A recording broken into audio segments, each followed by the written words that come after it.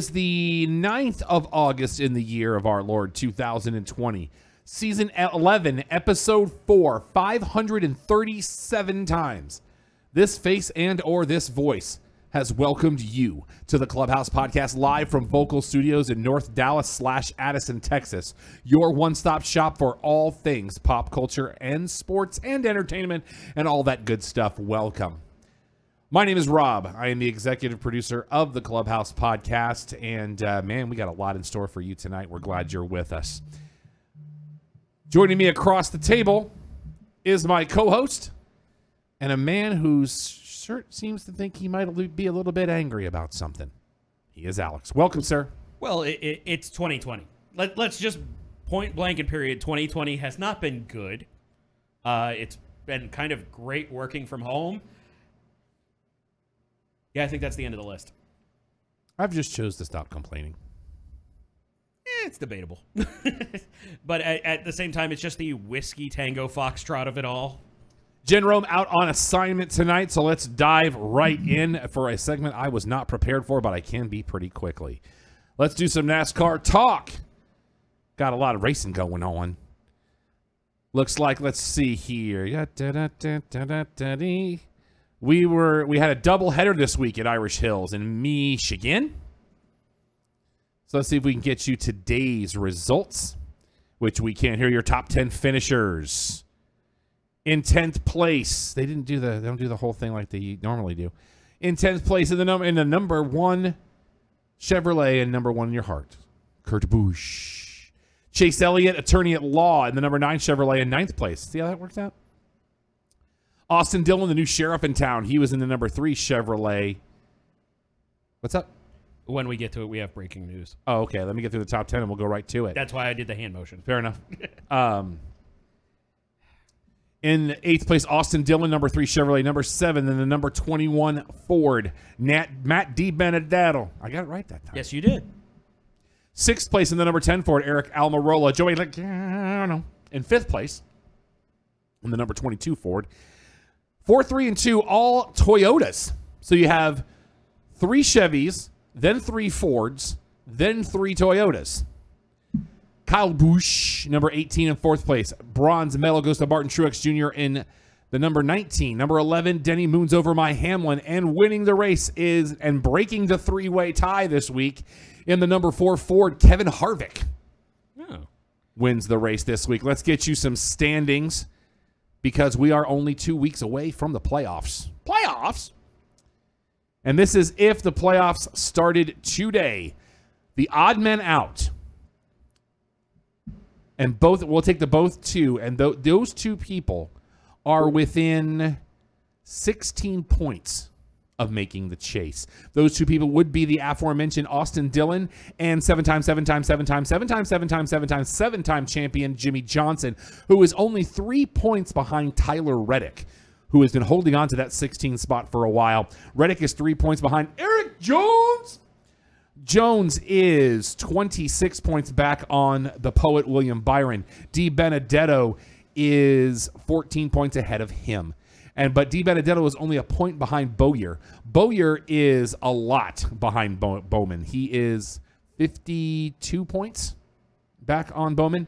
Bowman is 18 back on Kyle Busch. And he is 17 back on his brother, Kurt. Kurt is 14 back on Almirola. Almirola, let's see, 19, 28, 38, 9, 44 points, 47 points back on Truex. Truex is actually tied with Logano, but Logano has the tiebreaker. Logano and both of them are 11 points back on Chase Elliott. Elliott is 42 back on Blaney. Blaney is a whole lot, almost 50 points back on Hamlin. Actually, he's 51 back on Hamlin. Hamlin 27 and 6 is 33 back on Keselowski, but Keselowski's 94 back on Harvick. I think at this point, Harvick is going to be your number 1 seed in the playoffs. Playoffs? I really like saying that. I don't know why. So let's go to your upcoming schedule in the NASCAR as we march towards the chase for the Cup. Scrolling. Keep the screen scrolling. Okay, so we're racing 2 races next weekend in Delaware, in Dover. Both of them have the same name. Saturday and Sunday, the Dryden 311. I don't know what Dryden is. One word. I don't know either. Why don't you? Drydene. On it. And then the following Saturday, August. Oh no, we're off next week. So it's the 22nd and 23rd at Dover. Okay, hold on. I'm doing my math. Let me back that up. I apologize. Next Sunday we're at Daytona for the Go Bowling 235 at the Daytona Road Course. I like the road course. I do too. And then to 22nd and 23rd, the Dryden 311. And then Saturday the 29th will be the Coke Zero Sugar 400 at Daytona. So we're going to Daytona, to Delaware, to Daytona. Because somebody doesn't own a map. Which is kind of weird because you got a road course coming up. Yeah. And then Labor Day weekend will be the Southern 500 at Darlington, and that will be the first race of the playoffs. So Dryden has some irony to it. It is Dryden, but it is fluids, oils, lubricants, and exhaust fluid for diesel. It's a lot of chemicals, mostly based around motor oil. Okay, fair enough. Mazel tov. Trying to get somewhere else here. All right, let's get into some TV talk. Well, do you want to actually sports talk? I'm sorry. Do you want to go to the breaking news? Oh yes, I'm sorry. Go ahead. Within the last hour, Power 5 conference presidents have either gotten on a call and are currently discussing no fall football, or just recently had a discussion where one president did let it slip that it doesn't look good, end quote. Well, as we get into sports talk, we know that the MAC has been the first conference to cancel, quote, fall football. Mm-hmm. The active word, I think there is fall. Agreed. As we get into sports talk, we want to welcome in, with Jenn Rohm on assignment, we want to welcome in our engineer and host of Big 12 Talk, and a man who knows a lot about sports in general. He's in the hall. He is Jay Gillespie. Hey, brother. Hey, man. How's it going? You ready to talk about this thing? Yeah. So let's start with the Major League Baseball. And we're going to go ahead and do standings because it is time. We're almost halfway through. We're a quarter way through the season, yeah. Which is crazy to believe because we've played 16 games, which means we're almost a third of the way through the season.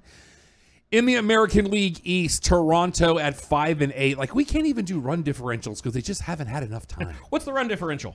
4. Let's see. Toronto is, they're 5-8 and they're 3.5 back. And they're tied with Boston. Boston has the tiebreak, but they're both a game and a half back on Baltimore, who are tied with Tampa Bay. They're both 2 games behind the Yankees. In the AL Central, the Royals, who win the week in promotion, as they had a cardboard cutout of Willie Lomax from weekend at Bernie's. Not Willie Lomax, that's Death of a Salesman. Lomax. Bernie Lomax in the third row behind home plate the other day. God bless you, whoever did that. They are 7-10 right now, but they're only 3.5 back. They've won 4 in a row, though. So I wonder if Bernie's the good luck charm there. Oh, how great would that be? They're 2 back on the White Sox. The White Sox are a half game back on Cleveland. Cleveland is a half game back on Detroit. Detroit's a half game back on Minnesota. So locked up in a tight one there. In the AL West, 5-11 for La. I can't even do the echo thing. But it is the Los Angeles Angels of Anaheim, Los Angeles County, California, America, North America, Earth, Milky Way universe. 5-11. You're 6.5 back. Yep. And they've lost 3 in a row.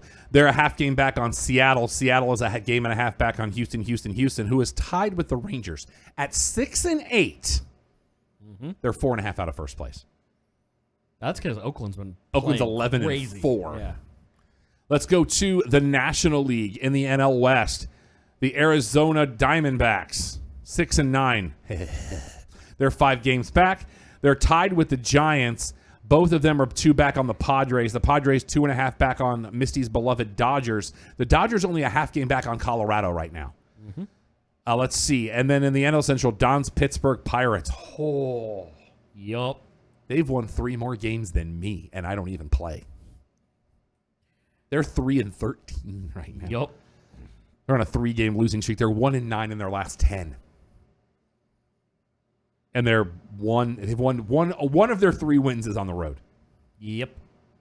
And they're 8.5 back. Yep. They would have to quadruple their total to get out of the basement. They're 4.5 back on the Cardinals. The Cardinals, How is this possible? Probably because the number of games. They've had a number of series. Number of games played. Cincinnati's in the middle of the pack. They're a half game back on Milwaukee, who's 4 back on the Cubs. And in the only division that matters, the NL East. Washington 4-7. They're 3.5 back. They are a half game back on your beloved Mets, who are having a hell of a series with my Braves this weekend, by the way, sir.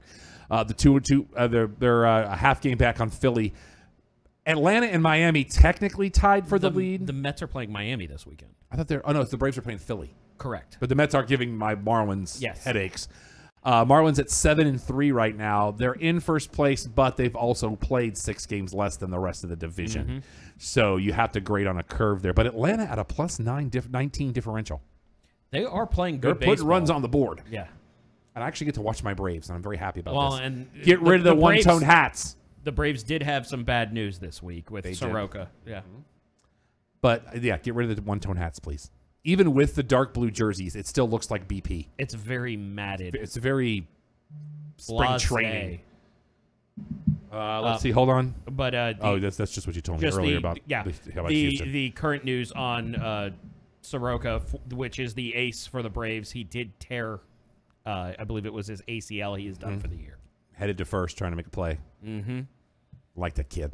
Really good ball. I like this squad. Atlanta's got a great team this year. I would say that Ronald Acuna right now might be your best player in the majors. He's amazing. Yes.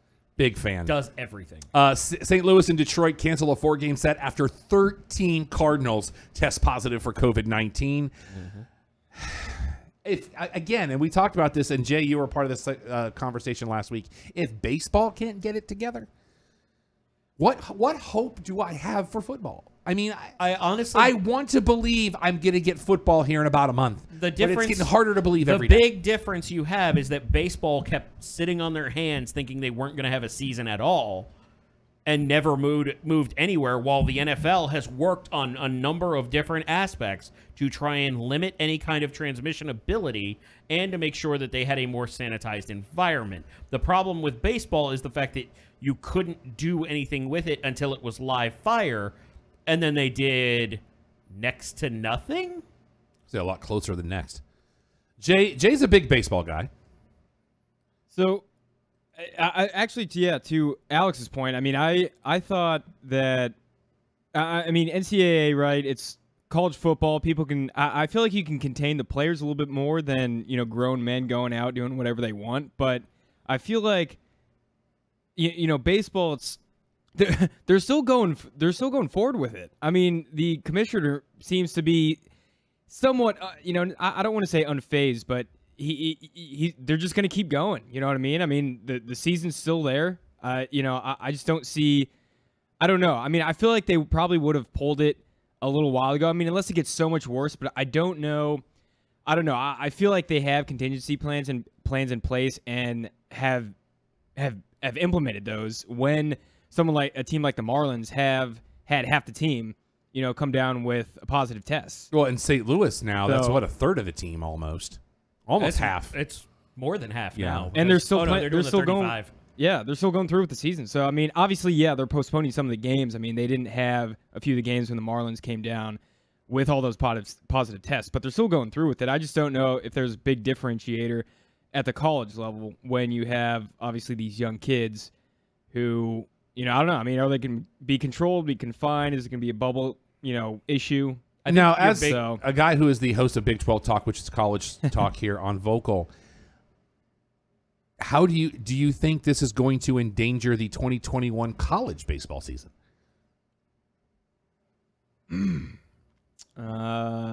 Because I feel like the logjam that we could potentially see if the Power 5 decides they're going to push football to the spring, and that's going to go ahead and segue us into NCAA football.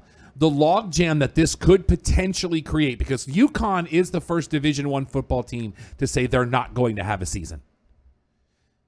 The MAC is the first conference, like we said at the top of the show, to not have, quote, fall football, which then opens the door to a spring season. What does that do to college baseball?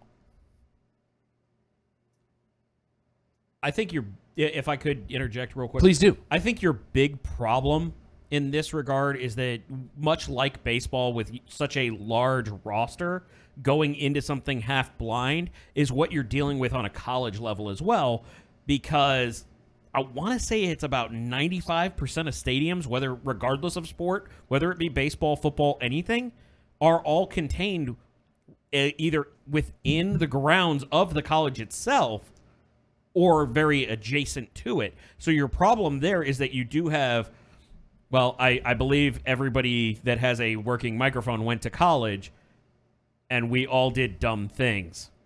Some of us still do. But you need college for that. But at the same time, you're going to have that situation where everything is already interwoven, so you can't even isolate in the result of a positive test. Whereas professional athletes probably should have. And what I don't know if we talked about it on air, but one of the ideas that I was reading up on and kicking around and trying to evolve on was you have the bubbles, which is working fantastically for the NHL and the NBA right now. But when you do that, you isolate and say you have your month's worth of teams and have one either neutral site or whoever hosts that grouping of games and have those 4 teams bubbled to play their series at that one, then shift to the next bubble, wherever that may be, and then each team hosts a bubble of it in the games of who they face. Otherwise, you're just letting these guys who, let's be honest, baseball players not far behind the NBA of not listening and still going out and doing their thing, especially when you play in a place like St. Louis that may not have as much going on, and then they go down to Miami and think, hey, South Beach is right around the corner. Yeah, I think that's a good point to bring up. I think there's, as you know, there's a big difference between, obviously college football as schools, right? These people are players, they're student athletes, right? So, I mean, they're not, these teams at a professional level are owned, right? They have an owner. I mean, these college players belong to an institution, and that institution has to make a decision that it's not. I guess it's in what I'm saying. It's a little bit more bureaucratic and maybe more complicated to get something done so quickly, as opposed to an MLB or NHL or NBA where you have one lone owner of the team or maybe 2, right? And you can make easy decisions and you're much more mobile in the decision-making process, as opposed to, I do like your idea, kind of that 4-team bubble and have it do a round robin. I just don't know if it, and I like it. I don't know if it's feasible to do that in such a quick manner, but I don't know. We'll see. Right. I mean, and what I'm not saying that it's something they go to now. I am 100% saying it's too late for them to do anything like that, that 4-team bubble. I'm saying these are discussions that baseball should have been having for months that I don't think they ever did. I don't think baseball had any plans on having a season, or everything would be, light switch fixed and they could just go back to business as usual. Like you were saying that they have to answer to in colleges, there is somebody who has the decision maker. That's why you have these conference presidents as well making those decisions, but you need other people to buy in. And so there is that level. D3 has canceled all their fall championship games too, for all fall sports, period. Yeah, I don't think they have anything going for fall sports, let alone just the championship games, if I'm not mistaken. I don't know for sure, but the Big Ten and the Pac-12 both have coalitions for unity and equality now. The Big Ten, it has the Unity Group. There are 2 different ones in the Pac-12. There's the We Are United. There's the Race for Justice group as well. They're trying to unite the football players to opt out of the season in the Pac-12. Another thing they're asking for... That started at Washington State, I believe. Well, no, Washington State was the first to be highlighted because one of their coaches was trying to talk one of the players out of joining it. Oh, okay. But that was the first publicity I saw on it. One of the things they want is 2% of revenue to go to underprivileged players and students of color, which I'm on board with. Absolutely. Again, equality, all about it. Only NFL headline this week comes from OBJ, who says the league should cancel the season because the owners, quote, don't see us as humans, end quote. To be fair, he did retract that statement. Did he? Okay. Yeah. I had not heard a retraction. He had said that initially, was invited to come look at any of the measures being taken by the NFL and being dictated to teams regarding sanitation and take it, and he retracted it. And this is why I have hope for the NFL season happening. if somebody as outspoken as OBJ, who has stood on some pretty shaky ground, Agreed, because of what he has said to start, agreed, is willing to go back and go, oh, they have some stuff figured out. We're okay, to the point where he has shown up at training camp as well. Good. That gives me hope. And that's also growth for him as a human, too. Absolutely. But there are a number of people who have said they really know what they're dealing with in the NFL. They have some plans, and they are willing to make sure they can get through. Like we had touched on a couple weeks ago about the lack of preseason games keeping them from being able to do test runs on that. However, when you're thinking about these teams isolating and having an entire week to test and practice, there is a lot that the NFL benefits from only having one game per week, assuming no bye, one game per week that allows them to do more testing and to stay on top of things. Well, in some cases, you would play 2 because of the Thursday night game. Well, I'm merely saying that theoretically they play once a week. That's why the schedule is set up in weeks. I'm not talking about that they wouldn't be playing, like, say, a Monday to a Thursday if, hopefully it'll only be a Sunday through a Thursday. But what I'm saying is that you have those aspects where there are days where they can test within, because apparently they can get tests back real quick. And their numbers are significantly lower than what was anticipated on positive tests. So, Hard Knocks starts this week, so we'll be interested to watch. Yes, it does. It starts on the LA 11th. teams 2 nights from tonight. I just kind of got giggly because Atlanta came back with a vengeance and put an 8-0 hurting on Philly in the second game of that doubleheader. Nice. So, some TV news from ABC. It looks like we're getting a Who's the Boss revival. Angela. That's my Tony Danza. Yeah. But it's going to focus on Samantha as a single mother. Ooh. So you've got Tony Danza and Alyssa Milano are signed, or as Chick Mickey said, or no, I think it was Josh Arnold said, if they can work around her tweeting schedule. Or her complaining. She does a lot of Twitter, man. Amazon has renewed Hunters for season 2. Good. So there's that. And they are greenlighting a series based on A League of Their Own. I don't know how I feel about pretty heavy hitters, though. No pun intended. But nice one. I don't know how I feel about that, though, because it was such a great, I don't want to call it microcosm unto itself, but that is such a great film that I worry that it gets watered down. We'll see. We'll see how it works out. I'm willing to give it the shot, though. And Lindsey Vonn is getting a new show on Amazon called The Pack. I think that you'll be very interested in this because this is about the bond between dogs and their humans. I worry about that because I get emotional when it comes to animals. You do? Especially dogs. I'm very soft and fluffy with that regard. So I hesitate with anything like that because nothing's ever 100% positive.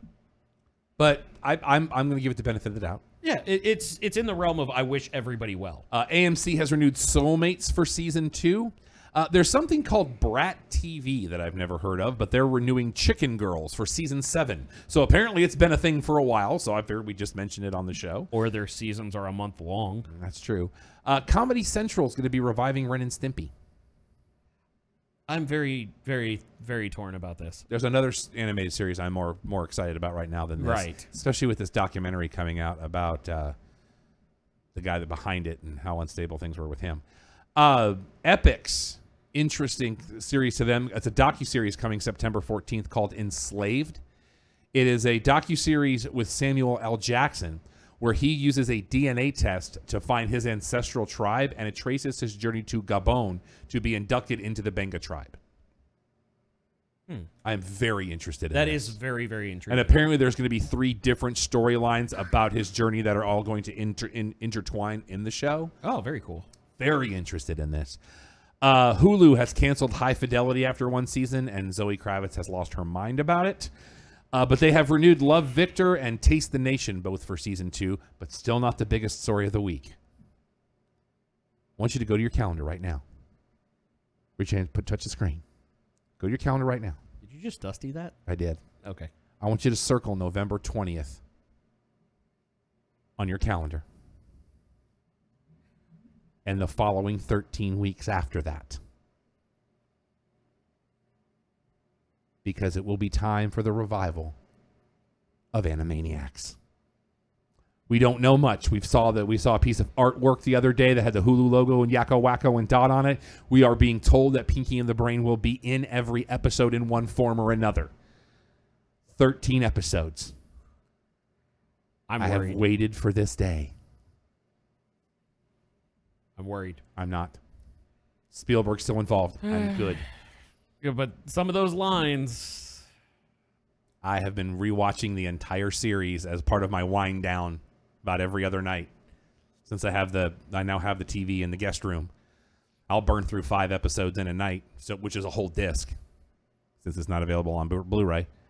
But I'm so ready for this.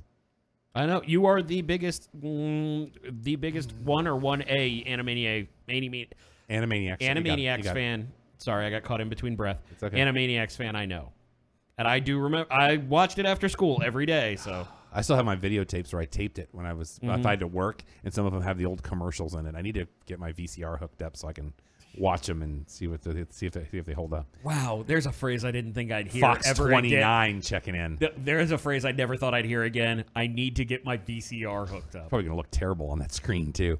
Probably. There's a thing called the Magnolia Network coming, and it's called that. It used to be called HGTV.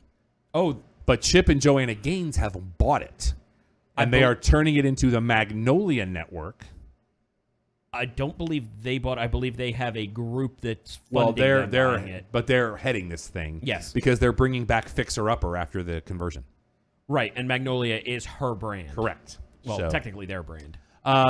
Simon Cowell has broken his back in a cycling accident that came down this morning. He's going to have surgery. They said he's okay currently. He's under observation. But he got an electric bicycle that he was riding and got into an accident. But yeah, that happened early this morning. Well, we hope nothing but the best for him. And we talked a couple of weeks ago how the Harry Potter movies were leaving HBO Max. They're going to Peacock by the end of the year. Say that one more time. The Harry Potter movies are leaving HBO Max, and they're going to Peacock by the end of the year because NBC Universal has the park. Even though they're Warner Brothers films, which is part of the HBO family, it's a very strange bit. There's a bit of hand-holding in who did what there. A lot of checks being cut, I think. Yeah, that too. From Netflix, Amy Adams is going to star in a limited series coming up called Kings of America. This looks really interesting. It revolves around Walmart, and it's the true story of a Walmart heiress, a Maverick executive, and a longtime Walmart saleswoman and preacher who dared to fight against them in the largest class action suit in U.S. history. I'm very interested in this. This feels very McMillions like you had, as far as not the content, but it's a narrative. But what I'm saying is the interesting level to it, using something that everybody knows. So I'm looking forward to that when that happens. The only thing on TV, on DVD, and Blu-ray this week, the complete series of Eureka. If you're interested, if you're into that show, nope, I wasn't. A couple of things from music this week. Taylor Swift's Folklore is now her 7th Billboard #1 album. That seems unfair. She does very well. Sony has picked up the Whitney Houston biopic called I Want to Dance with Somebody. Just go watch the documentary Whitney. That gives you everything you need. Yeah. We don't need a biopic of this. Just like we had one of Aretha Franklin last year, I don't need this thing with Jennifer Hudson. And you know I'm not a fan of her to begin with. Keke Palmer will host the VMAs this year. And all of your performances will be outside in New York City. Interesting. So Barclays is going to have to wait till 2021 at the earliest to host the VMA. Have they said it's multiple venues? Multiple locations. Okay. I'd be very curious to see it's going who to gets be, pick of what venues. Be crowdless, too. Good. So that's what they're working towards. But if you're outside... Because we have a bit of crossover issue that has been reported with the other show to this. I don't know if you had that for music news. I do not. Fozzy and Chris Jericho in some hot water right now. Oh, really? No, I had not heard this. They had a show in South Dakota yesterday. Not a mask or distancing in sight. So after the Chainsmokers incident, after the Great White incident a few weeks before that, come on, Chris, you're better than that. Yeah. And we can attest to the fact that you're better than that because we met you personally. Yes. Sure, it was 15 seconds, but we met you. It was a great 15 seconds. It really was. Couldn't have been nicer. Kanye has a running mate, I guess, now. I thought he dropped out. No, he got kicked off the ballot in Illinois for over 1,900 false signatures. Oh, But his running mate allegedly is a Michelle Tidball, Tidball. She is a 57-year-old Wyoming-based biblical life coach. She has a bachelor's degree in psychology from the University of Wyoming and also works in a dental office. And she has some very strange opinions on things. Surprise, surprise. She looks like if Sarah Palin was more insane. Oh, there's that. Friday, you're going to get the new Miley Cyrus single called Midnight Sky. Once again, this is in the realm of I want everybody to be successful. I just don't care. Well, like I heard the party in the USA yesterday, and it was still a bit of a toe tapper. Not going to lie to you. I can't hear that without having a twitch. Music new releases this week. Katy Perry gets her new album, Smile, this week, and Robbie Krieger from The Doors, a brand new album called The Ritual Begins at Sundown. And you know what? I'm going to say it. I've been really listening to a lot of music lately, too. I'm not afraid to say it. The Doors, a little overrated. Oh, that's a hot take. Because that's spicy hot. Like, I love The Doors, though. I really do. I enjoy the music, but people putting them in certain top 10 lists, I don't know that I'd have them in the top 50 bands of all time. Okay, that's incredibly spicy. I don't. There's also a part of me that says maybe you didn't do enough drugs, but or they did too much. Probably a combination of the two. One of my favorite HSOs from Tom Griswold is that if he had a time machine, he'd go back and get the Doors a bass player, which I thought was great. That's pretty funny. I listen to the stuff and I'm like, first of all, Jim Morrison, loved him some Jim Morrison. That is also true. Secondly, a lot of the stuff he wrote was so whacked out because he wanted to be like really ethereal, man. Like, I don't care. Just that's a lot of acid. Sing Light My Fire and then move on. People are strange. Come on. I mean, let me put it this way. Their peak is really good, but it's just less of it than other bands. Quick Rise, Quick Fall for me. Okay, I could go with that. I like LA Woman. That's a good song. That's a good one too. Yes. I like Light My Fire a lot. Everybody likes Light My Fire. The End is too pretentious. A little bit. Even though it's in one of the greatest films ever made. It's in a number of good films, actually. Well, I'm talking about Apocalypse Now. Oh, I understand. The only one that counts. I think that's a dismissive statement, but I get that where you're song, coming from. Yeah. that's the only one that counts.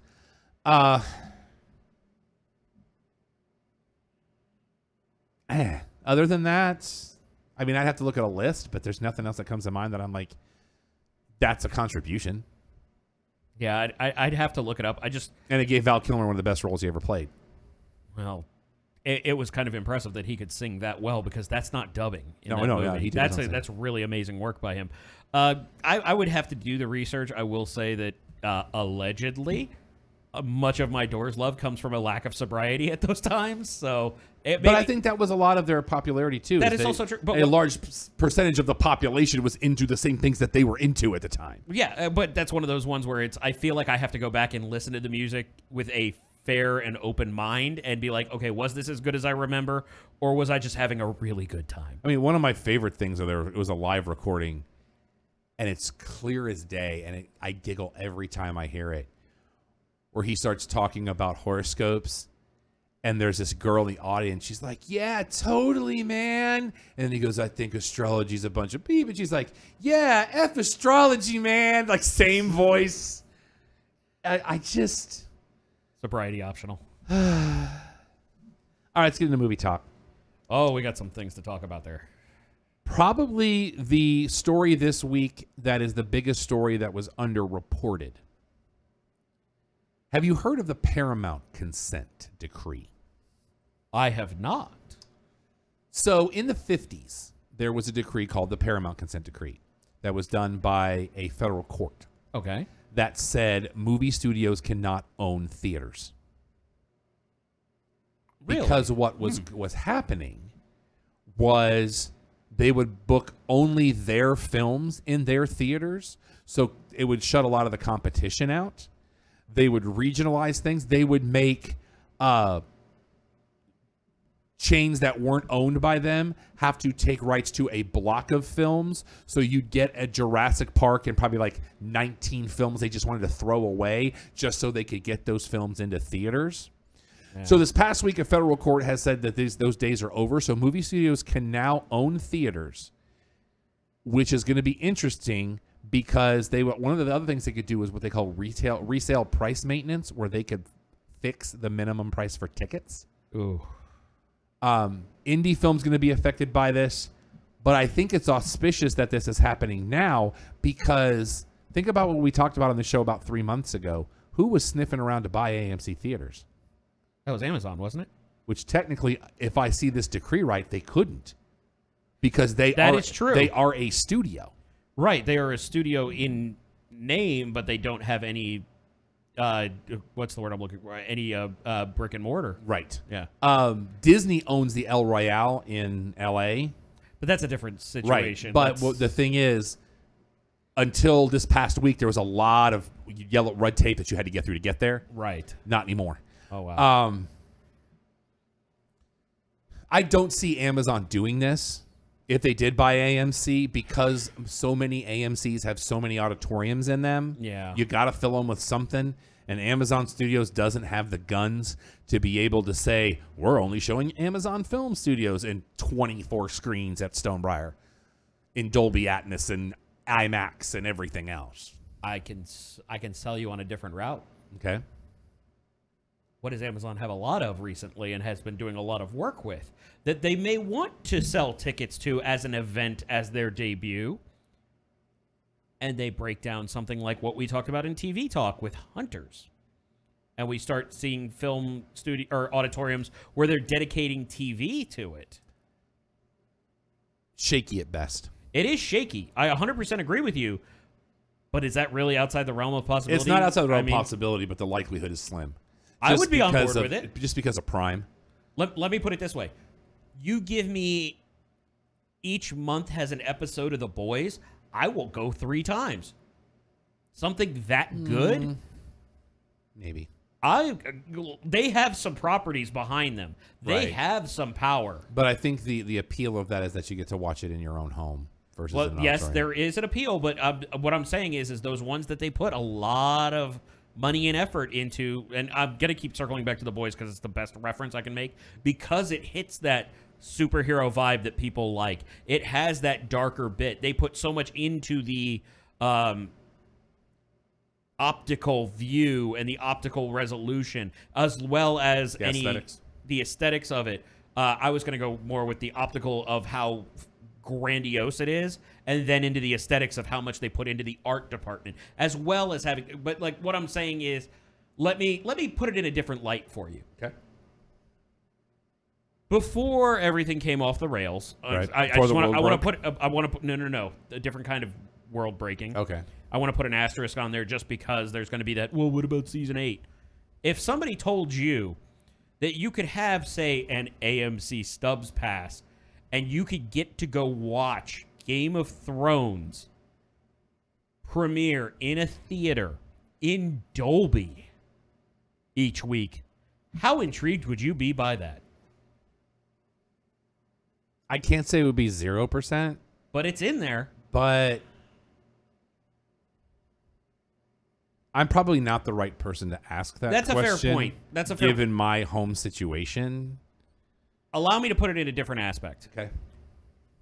Think about the fact that there are cruises and conventions dedicated just to Walker Stalker Con of The Walking Dead, even though that hasn't been good in years. But there are people that spend buku bucks on it. And you tell them that you could go see it, in a Dolby theater? I see there being a niche for this. There's a niche for anything. But I what don't I'm saying know is that. if they had theaters to fill, you run it for a week and you're into another thing because you have your studio. I feel like they could put their toe in the water and find out that there's, in my opinion, it's not a big viability thing. But I could be completely wrong. Yeah. But I don't know. I could see it working. Could it also fail epically? Yeah, everything could fail epically. It's a possibility. Sure as heck would cut down on the people spoiling stuff while it's still on. That is also true. So Mulan, not going to theaters now. September 4th, the Friday before Labor Day, you will be able to watch the live-action version of Mulan on Disney+. However, I'm sorry, could you say that date one more time for me? September 4th, the Friday before Labor Day. Interesting. but it's not part of your Disney Plus membership. It's what they're calling a premium viewing that'll cost you $30. Black Widow alleging to follow this way in October. This to me is, if you're going to do it this way, I think Disney doing it this way is smart business model because they don't have to pay the VOD services. Right. They get all the money. That's true, and they may hurt themselves. I'd be curious to see if it's on and $30 for one viewing, or you get like a $30. Here's your 24-hour window. It's probably for the weekend. I could see that being very interesting, especially since Trolls World Tour. That's all you need to know. Well, but the other aspect is yes, you get Labor Day, but you have Amazon dropping their biggest product on September 4th. You have Disney dropping that on September 4th. Yeah, but you're talking about two completely different audiences if you're talking about the boys. Well, but I'm saying that that's just one example, but there are multiple services dropping multiple things on that day. Right, but I don't know of anything that would compete with Disney's demo on that. That's a valid point. Because it's for $30, if I'm a parent and if I've got my wife and I've got two kids, I'm already winning. That's true. I don't have to worry about my kids acting a fool in a movie theater. I can go to Sam's and spend about $20 and have enough candy to fill my backyard. Hell, I'm at home. $20 at Sam's, you might be able to buy your own popcorn machine. I'm just saying. Yeah. I don't have to worry about going back and forth to the theater, loading the kids in the car and everything else, Keeping dragging them track through of the them, mall. yeah. It's a smart move. But Black Widow, to me, this is going to be the real test of VOD because now, granted, by that point, we'll have had the Bill and Ted experiment come and gone too, which has actually been moved up a week. Yes. Black Widow, I think, would be a group of us splitting the cost and like getting together at my place and watching that. Because I don't know that I would pay $30 just for myself to watch Black Widow. Yeah, I could see if you were by yourself how that would be a little bit of a gray area.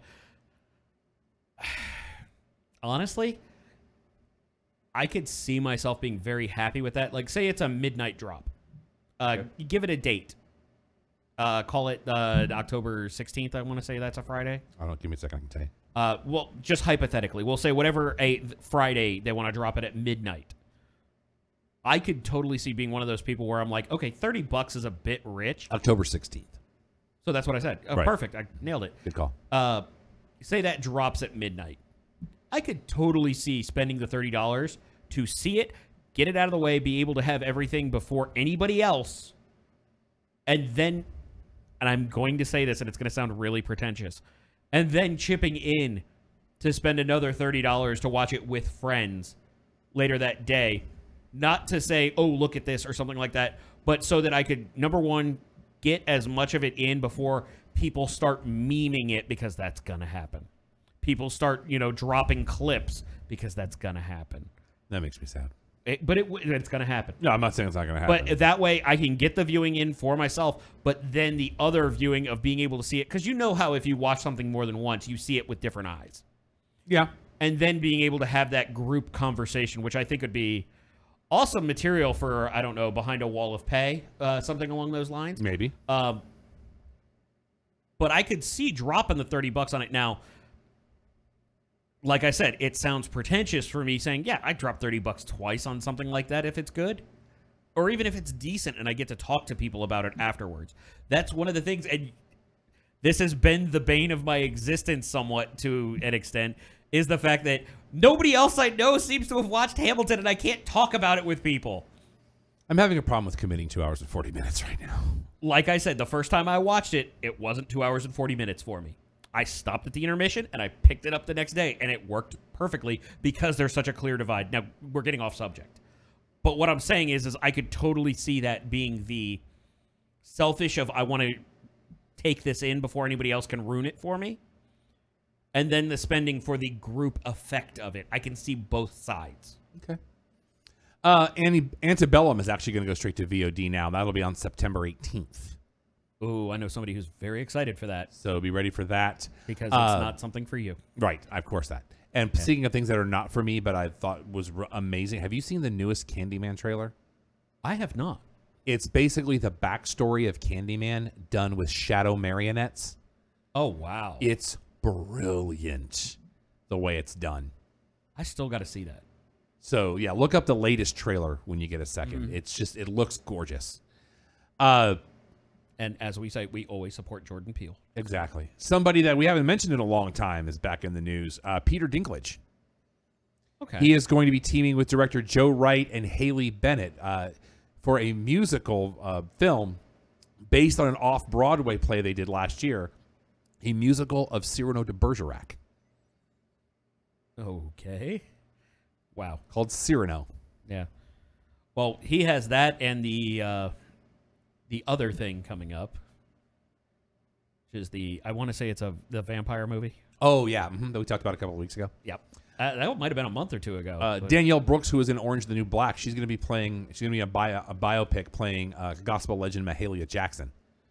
And it is a strong resemblance. Oh, good. I've seen a side-by-side. We talked about Candyman just a minute ago. The director of the remake, Nia DaCosta, will be your Captain Marvel sequel director. Oh, interesting. So whenever that happens. In that same vein, do you have news on James Wan on the run list? That's coming. Understood. Your next Disney live action they're going to be working on is Pinocchio. Tom Hanks and talks to play Geppetto. What happened to Robin Hood? Have not heard anything new. Okay, because remember they were talking about that's Right. the next one, that's the next one, that's the next one. I've heard no casting news at all. I wonder if they've dropped that in favor of Pinocchio. I hope so. Because Tom Hanks. John Wick 4 and 5 are going to be filmed back to back. They're going to Matrix it. You are feeding conspiracy theories. I don't want to. No. I am not feeding conspiracy. I'm only referencing the fact that they shot 2 and 3 of the Matrix back to back. Did they not? Yeah, I'm just saying. I know exactly what you're referring Jim to. Bragel is I'm not wringing going his there. hands right now. I am not going there. Ben Affleck's next directorial project will be based on a book about the making of Chinatown. Oh, really? And it's called The Big Goodbye. Interesting. So I'm very interested in that. And as you mentioned earlier, James Wan working on a film version. Didum, didum, didum, didum, didum, didum, didum, didum, didum, didum. Knight Rider. Yep. There has not been a single version of this done since the original that has worked. Jay, are you familiar with Knight Rider? Wow, I hate that that's an actual question. No, vaguely, yeah. So Knight Rider, it was a show in the 80s, which I absolutely loved. May I ask one question before we go on? You just did. I want to ask him one question okay. before we go on. Jay, do you remember who the star of Knight Rider was? Or do you know? I do not. No. Okay, that's where I wanted to start with. So David Hasselhoff was in Knight Rider. Wow, jump right in. I'm just going right for it. It is available on Blu-ray. I need to get it because it was one of my favorite shows when I was a kid. Knight Rider and A-Team back-to-back was a great night. I loved A-Team. I liked the movie they did. I really did. I do too. I loved that movie. With I don't Liam know. Neeson's? Yes. Quentin Rampage Jackson? Absolutely.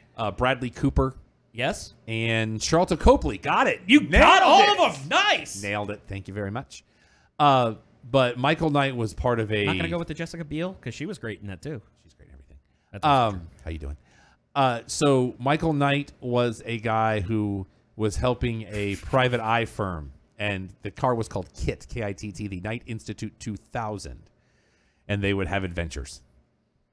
The talking car. Yes. I just want to confirm that for Jay. The voice of the car was the guy who played Mr. Feeney on Boy Meets World. Yes, it was. Yeah. Yes. And there was actually an episode. And it was just as pretentious as it was. Well, and there was an Boy Meets episode World. of Boy Meets World where they actually referenced it, which was awesome. So meta. They did a version of it as a mini series where it was like a fleet of cars, and then they did Knight Rider 2000. Oh, that was terrible.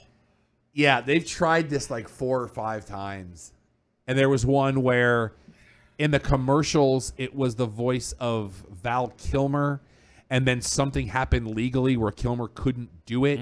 And so by the time it aired, it was Will Arnett's voice, which was even weirder. Well, I want to say that Kilmer had a contract, and they thought it didn't apply because he wasn't going to physically appear. Right. And then it turned out because it was a credited role. But James Wan, who knows action, I mean, I'm willing to give it a shot because I love the premise of the computerized car that does cool stuff. Absolutely. Turbo boost.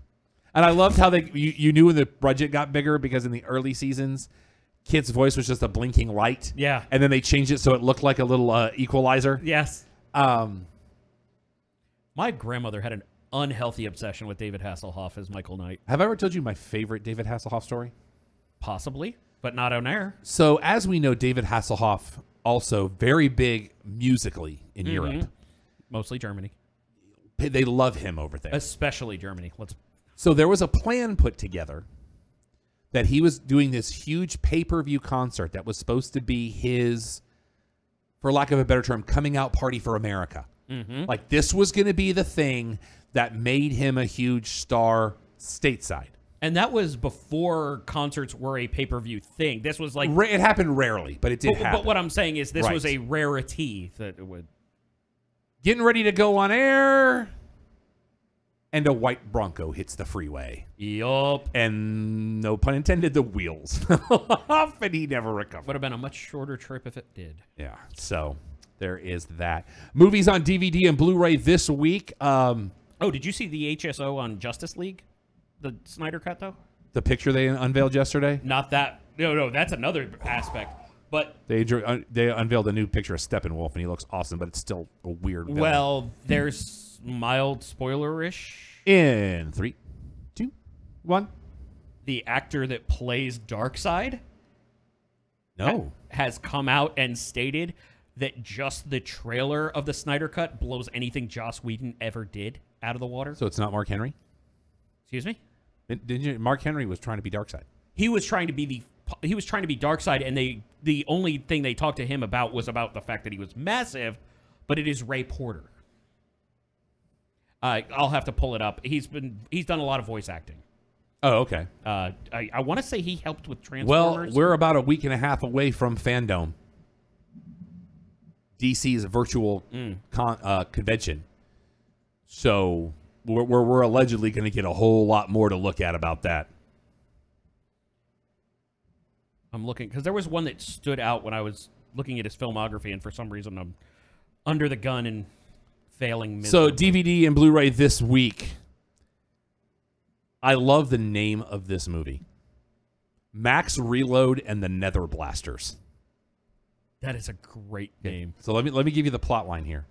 A small-town video game store clerk must go from zero to hero after accidentally unleashing the forces of evil from a cursed ColecoVision game. Max Jenkins' gaming fantasies collides with reality when a legendary, quote, lost installment of the Nether Game series appears on a store counter of his workplace, Fallout Games. Unbeknownst to Max, the game bears a, quote, curse of the ages, and in playing it, he has just unlocked the Nether, an ancient malevolent force of evil from the cartridge, upon his small hometown. Along with a mysterious masked man and his two best friends, Liz and Reggie, Max must figure out how to beat the Nether at its own game before it's game over for humanity. I hate you, Jumanji. The narrator, Will Wheaton. I hate you, Jumanji. Greg Grunberg is in this. Okay, it's got a little bit of a benefit. And in the role of Chuck, happy belated birthday to Kevin Smith. I'm in. I'm all in. Directed by Scott Condit and Jeremy Tremp, who also did the screenplay. So circling back real quick, the one that caught me was Ray Porter has actually done a number of animated stories based on biblical times and New Testament, and is routinely cast as Satan. Nice. Also, a movie called Crushed this week, which is about a bunch of girls in college who decide they want to be popular and go to a party where people have crushes on each other. And the complete films of Agnes Varda go to the Criterion Collection this week. Still got my eye on that Bruce Lee set, but nobody has it used. Yeah. It's all new. So let's get into some tech talk, shall we? Sure. Let's just start with Microsoft looking to buy TikTok. I don't care. I'm too old for this. Because it's going to get banned. No one's going to be able to use it. It's going to go horribly wrong. Microsoft's going to fix it. For the record, that was a really good Thank you. impersonation. I appreciate it. I've been working on that one a little bit. It's huge. And ruined. Yeah. So your next PlayStation Avengers game will have Spider-Man in it. That was announced by Sony this week. Well, they had the rights and everything else. I mean, they did the great Spider-Man video game while they still had it. God, that new one with Miles Morales looks amazing. Well, that's the spiritual successor to the first one. DC Fandom comes up in 13 days, where we will get the details as Rocksteady is working on a Suicide Squad game. You know what? Awesome. Because Rocksteady has done amazing work with the Arkham series when they picked it up. I'm a huge fan of the Arkham games. I still got to pick that up, but then again, adulthood. And it's one of those where you have to circle back to it. It's childhood is where you can't wait to be an adult and afford all your video games. Adulthood's when you can afford all your video games and you don't have the time. Yep. That's why I watch movies. That's why I built my Nook. Disney Plus has passed 60.5 million subscribers. Good. It's awesome. It is. I love it. I put a bunch of stuff in my queue last night just to get so I can get stuff. I've been putting stuff in queues a lot lately. Not doing anything with them, but I'm putting them in queues. I did that with HBO Max a lot, and then I realized, So we do want to send a quick shout out to our friends from Carburet, because this next story affects them a little bit. Carburet here in the Dallas-Fort Worth area in Richardson is where they have a pop-up drive-in every Friday night and Saturday night. Last night was The Last Starfighter. I could not make it, but I did have the Blu-ray, the 25th anniversary Blu-ray, so I watched that at home. And my wife was like, "Oh, I like this movie." I was like, "I know, I own it." I really like that movie a lot. But they're getting a little bit more and more competition every week. The city of Mesquite's now doing them everywhere, but now Walmart in 160 locations across the country, starting this Friday, will have pop-up drive-ins that will run through October 21st. Drew Barrymore will be the virtual host at all the locations, which, for Walmart, it works on a couple levels. Hey, I need popcorn. There's Walmart. Yep. And there will be virtual and in-person appearances by some of the stars at selected locations. We pray that your location has selected. I'm going to keep that joke alive for Letterman forever because I love that joke. I will be going to the drive-in here in a couple of weeks because I'm going to see Coming to America down in Ennis, and I can't wait. Oh, I got to do that. Oh, did I tell you the results of that experiment? That Sean's little brother had never seen Coming to America? Oh, yeah. And she has bagged on it thoroughly. Really? She doesn't like comedy. Funny stuff goes past her. I don't know what it is. What did AJ think? He said it was the best and funniest Eddie Murphy movie he's ever seen. And I said, there's hope for this child. So I said, does that mean you don't like Eddie Murphy? And this is a narrow scope? He goes, no, I actually really like Eddie Murphy for what I've seen. But some of the stuff I've seen is Vampire in Brooklyn. Oh, dear. And I was like, okay, we might have to have a talk. And he goes, no, but I've seen He's watched Vampire in Brooklyn, Harlem Nights, and Beverly Hills Cop 3. He's seen the first Beverly Hills Cop, so he has a scope of Eddie Murphy being funny and good. Plus, he's also in that age range when Dr. Dolittle was a thing. Yeah. So but he has seen some quality from Eddie Murphy. Another 48 Hours surprised me. I enjoy that. I do that too. film very much. But he was like, yeah, no, I really liked it. This was really funny. Did they ever make a sequel? And I was like, I'm going to need you to hold on.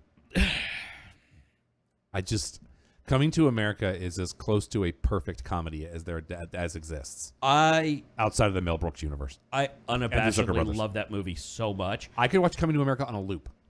You know what made me very happy, though? I had to make him watch the credits because he didn't realize that Arsenio Hall and Eddie Murphy played multiple characters. That's the brilliance of that movie. I believe the children of our future. Randy Watts. Teach them well. Let them be. This man be my pastor. You may know him as Joe the on the What's Going Down episode of That's My Mama. It's I cannot. Putting the chicken bones in the collection. I thought it was trash. But I can't tell you how many times I've seen that movie. I still laugh like an idiot because it's brilliant. And there's just subtle things about it. I want to say it was originally supposed to be a PG-13 movie, And then they had Samuel L. Jackson show up for, spoiler alert, Samuel L. Jackson show up for his scene and didn't give him dialogue. So that's all him being Samuel L. Jackson and a shotgun. And it made it an R movie. Yes! In the face! Oh, I can't. I will say there is a line in that movie I quote an awful lot, and I will not say it on this show. that and Young Frankenstein could be two of the most quotable movies in my lifetime, with the first Airplane being a very close third.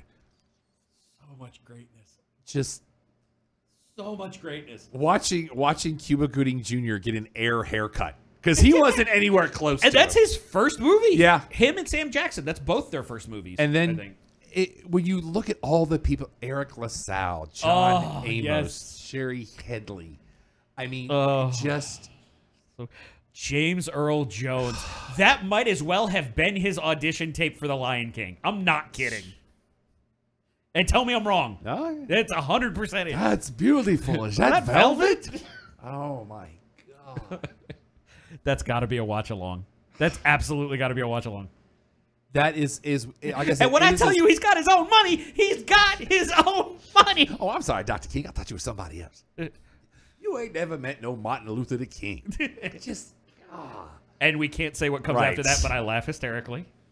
it just, like I said, it is as close to a perfect comedy as you can ever. And we need to ask this question again. Uh-oh. Because if we ask about Knight Rider, Jay, have you ever seen Coming to America? Yeah, so I've seen it many times. Okay, good. Okay, thank Good. you. Good. Yeah. Thank you, Jay. Yeah. Because if he hadn't, it was like, okay, you're coming to the house after the show, and we're queuing up the Blu-ray. Why do I hear duct tape? It just Louis Anderson, Sam Jackson. That's where the big bucks roll in. I mean, just oh my God. the guy that played the landlord. Frankie Faison. Yeah, Yeah. I mean, just Yeah. We want MEGA accommodations. Yeah, it's a real. Oh. yes, God, just and this, but this is why I'm so worried about the sequel. And the callback to Trading Places. yes. Oh. Well, see, I have a 2-pack that's both of those movies together. Oh, it has to be. Yeah. Absolutely. Trading Places Christmas movie. Yes. It is Absolutely. absolutely. is. But what I find is like even watching the movie, I tried to take myself out of it and be like, okay, Sean hates this movie. I can't explain that. It's tantamount to wanting a divorce. I don't know. But at the same time, I was like, you know what? Let me try and look back and see like where the problems are. And I'm like, There are none. You I can't. can't. Like I was looking for scenes where I got bored or something. She's your queen. Come on, man. Tell me you did not want to rip her clothes off. Just that. And oh my, Jake, Body by Jake Steinfeld. Yeah. I'm starting to believe these are the people who stole our luggage. Hey, you want a hair dryer? That whole movie. We've literally It's quoted just- a bunch of it now. It's just Listen to me. Listen to me. Just why is it every time people talk about boxing, got to bring up Rocky Marciano? Some white boy always got to bring up Rocky Marciano. He kicked Joe Louis's. Look, That's true. Joe Louis was 147 years old when he fought Rocky Marciano. I just. His mama wanted. If you can get through that entire movie and not at least chuckle once, I need to check your pulse. I would say that's a low bar. I'm saying 3. There's at least 3 times you should bust out laughing. I would say at least a chuckle. Because, like, again, comedy is not everybody's bag. That's fair. But if you can get through that movie just stone-faced and not laugh, You're not human. one of 3 things has happened. You're not human. You don't have a pulse. Or you have watched it so many times, I don't think that's it. you've become numb. No, I don't think that's possible. I don't. Okay, Or you've between gone two deaf of and us- blind. You might be able to feel the reverberations That's of hilarity. That's fair. If only for sexual chocolate and the that you feel at the group.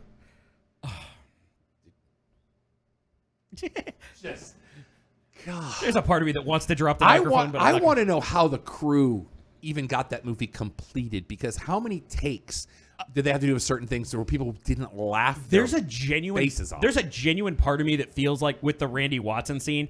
That's why the camera doesn't move. They only have hard cuts Just get because they everybody- set the camera get up and everybody out of the left. room. They just got out of the room. Give them a sense of pride. Just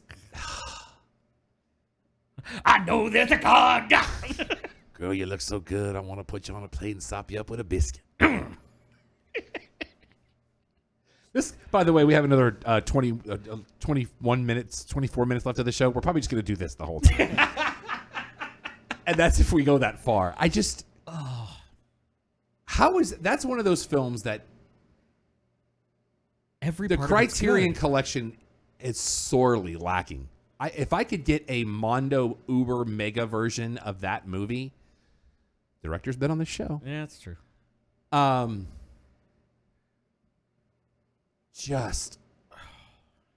want an Eddie Murphy Arsenio Hall commentary track. Yes. Just of them going, just watch. And it doesn't even need to be fact-filled. I just want to watch them watch that movie. I want a picture-in-picture where they start using the voices of the characters as well. I'm going to tear you apart.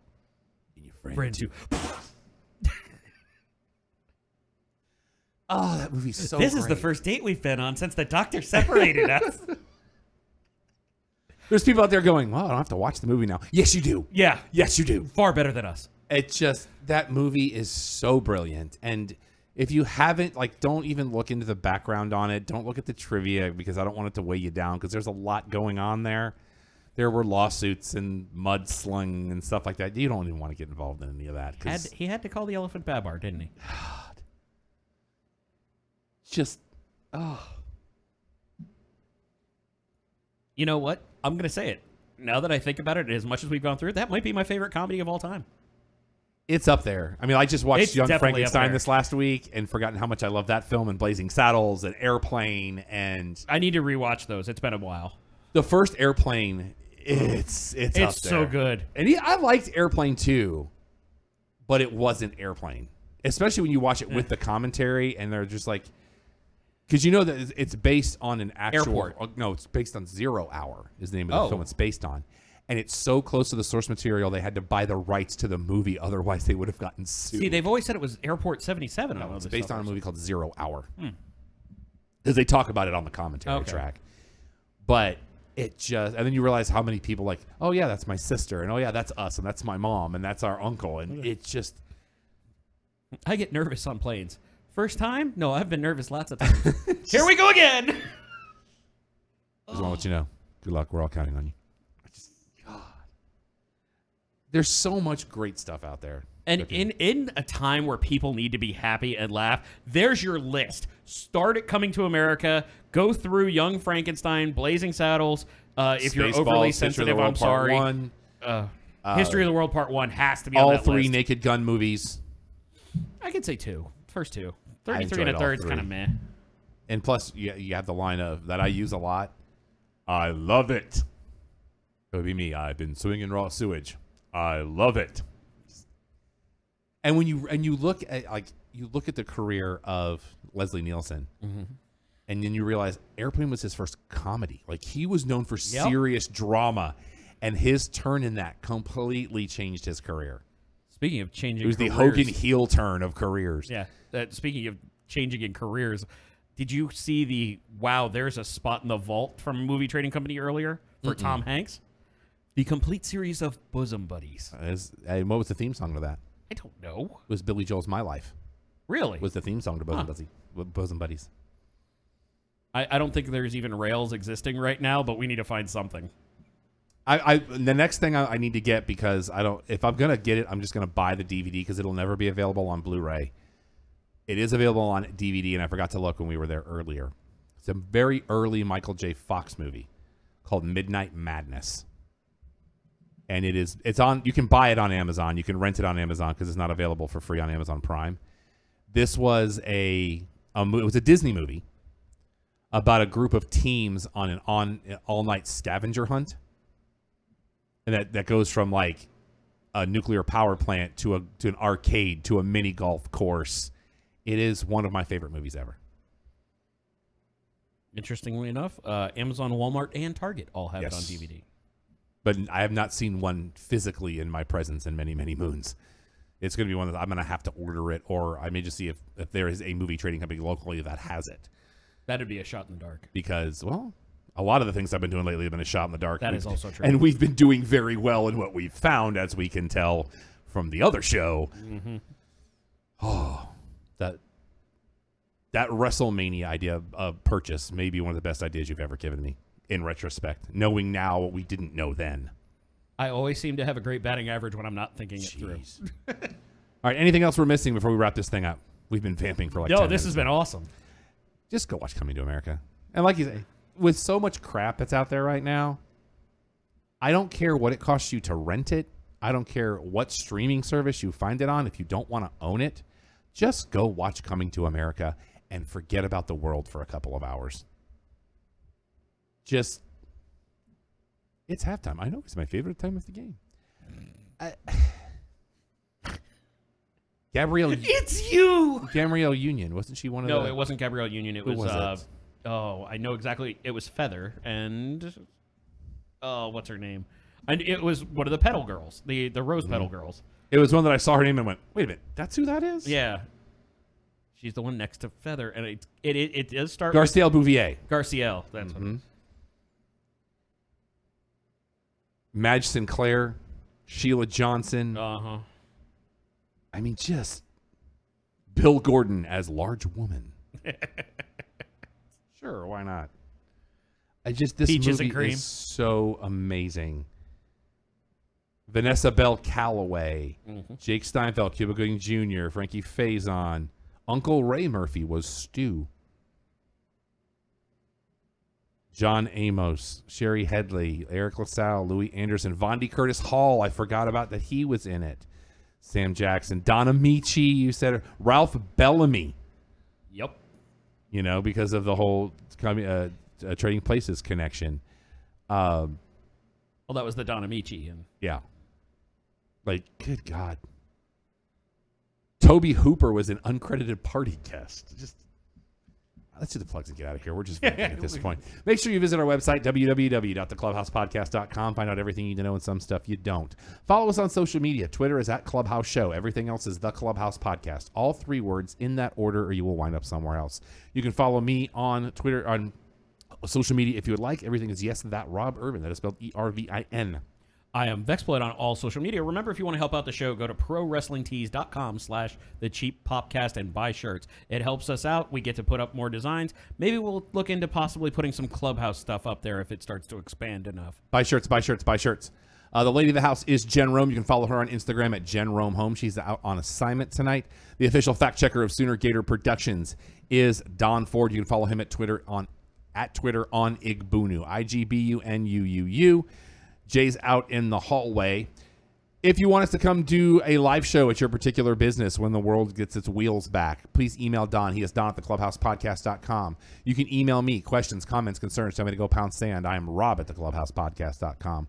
Charlotte Parker's on Pinterest because we are morally obligated to say that. Remember, our normal show every Sunday night, 7 Eastern, 4 Pacific, is your number one-stop shop for all things pop culture and sports. We're so glad you're with us each and every week. Make sure you're downloading the Vocal Now app. VOKALnow.com is the website for you to bookmark.